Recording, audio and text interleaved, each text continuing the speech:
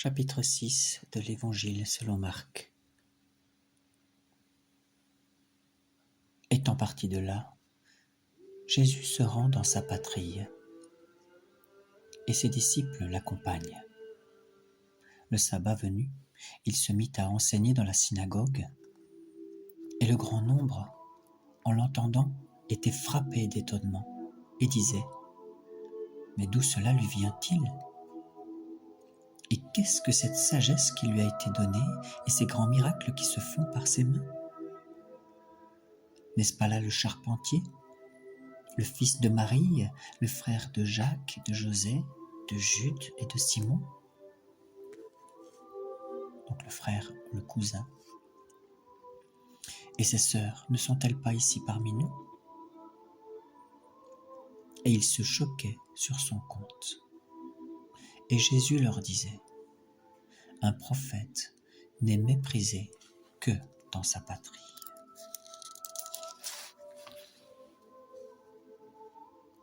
Dans sa parenté et dans sa maison. Et il ne put faire là aucun miracle, si ce n'est de guérir quelques malades en leur imposant les mains, et il s'étonnait de leur manque de foi. Jésus parcourait les bourgs à la ronde en enseignant. Il appelle alors les 12 et il se mit à les envoyer en mission 2 à 2 en leur donnant autorité sur les esprits impurs. Et il leur prescrivit de ne rien prendre pour la route qu'un bâton seulement, ni pain, ni besace, ni menue monnaie pour la ceinture. Mais il dit : allez chaussés de sandales et ne mettez pas de tunique. Et il leur disait : où que vous entriez dans une maison, demeurez-y jusqu'à ce que vous partiez de là. Et si un endroit ne vous accueille pas et que les gens ne vous écoutent pas, sortez de là et secouez la poussière qui est sous vos pieds, en témoignage contre eux. Ils s'en allèrent prêcher qu'on se repentit, et ils chassaient beaucoup de démons et faisaient des onctions d'huile à de nombreux malades et les guérissaient. Cependant, le roi Hérode entendit parler de lui, car son nom était devenu célèbre, et l'on disait : Jean le Baptiste est ressuscité d'entre les morts, d'où les pouvoirs miraculeux qui se déploient en sa personne. D'autres disaient : c'est Élie, le prophète. D'autres encore pensaient : c'est un prophète comme les autres prophètes. Hérode donc, en ayant entendu parler, disait : c'est Jean que j'ai fait décapiter qui est ressuscité. En effet, c'était lui, Hérode, qui avait envoyé arrêter Jean et l'enchaîner en prison, à cause d'Hérodiade, la femme de Philippe, son frère, qu'il avait épousée. Car Jean disait à Hérode : il ne t'est pas permis d'avoir la femme de ton frère. Quant à Hérodiade, elle était acharnée contre lui et voulait le faire mourir. Mais elle n'y parvenait pas, parce qu'Hérode craignait Jean, sachant que c'était un homme juste et saint, et il le protégeait. Quand il l'avait entendu, il était d'ailleurs fort perplexe, et c'était avec plaisir qu'il l'écoutait. Or, vint un jour propice, quand Hérode, à l'anniversaire de sa naissance, donna un banquet aux grands de sa cour, à ses officiers et aux principaux personnages de la Galilée. Et la fille de la dite Hérodiade entra et dansa, et elle plut à Hérode et à ses convives. Alors le roi dit à la jeune fille : demande-moi ce que tu voudras, je te le donnerai. Et il lui fit un serment : tout ce que tu me demanderas, je te le donnerai, fût-ce la moitié de mon royaume. Elle sortit et dit à sa mère : que faut-il demander ? Sa mère lui dit: la tête de Jean le Baptiste. Rentrant aussitôt en hâte auprès du roi, la jeune fille lui fit cette demande: je veux que tout de suite tu me donnes sur un plat la tête de Jean-Baptiste. Le roi fut très contristé, mais à cause de ses serments et des convives, il ne voulut pas lui manquer de parole. Et aussitôt, le roi envoya un garde en lui ordonnant d'apporter la tête de Jean. Le garde s'en alla et le décapita dans la prison.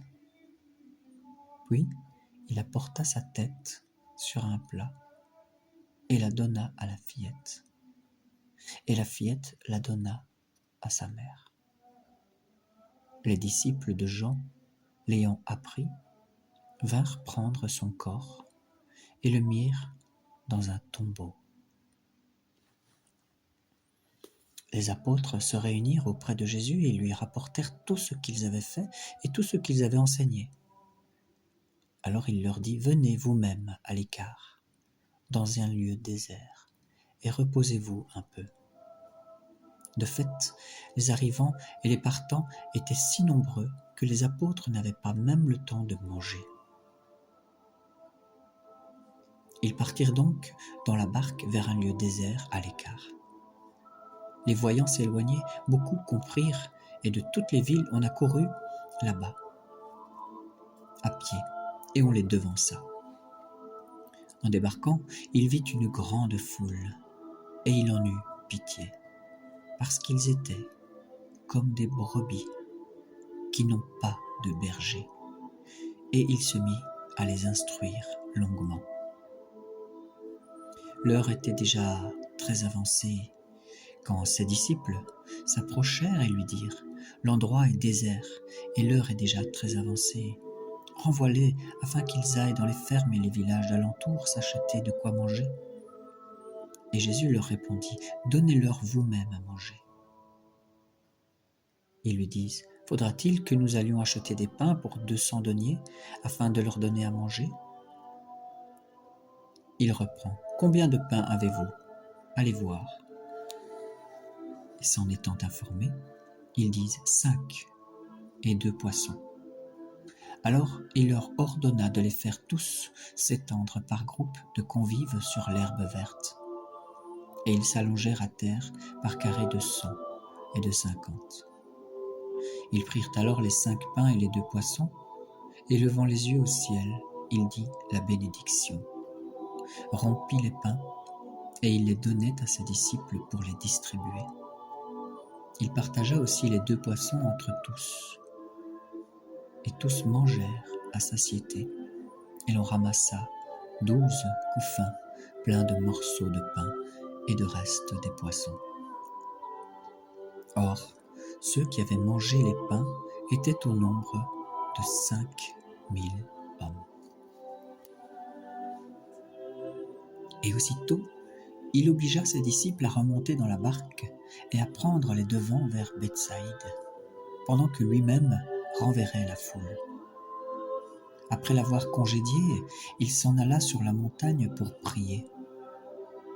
Le soir venu, la barque était au milieu de la mer, et lui, seul, à terre.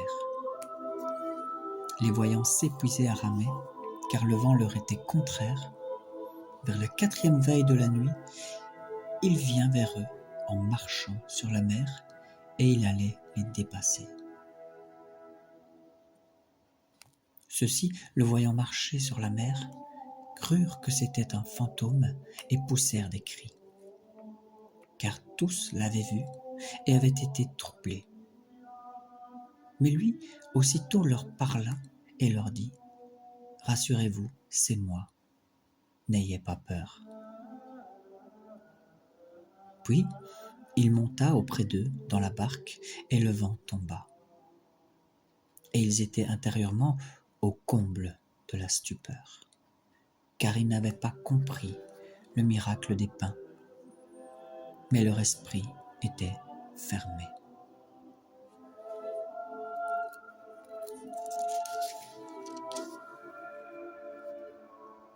Ayant achevé la traversée, ils touchèrent terre à Génézareth et accostèrent.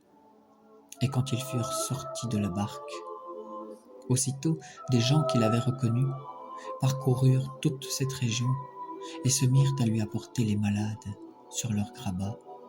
Et là où l'on apprenait qu'il était, et en tout lieu où il pénétrait, village, ville ou ferme, on mettait les malades sur les places, et on le priait de les laisser toucher, ne fût-ce que la frange de son manteau. Et tous ceux qui le touchaient étaient guéris.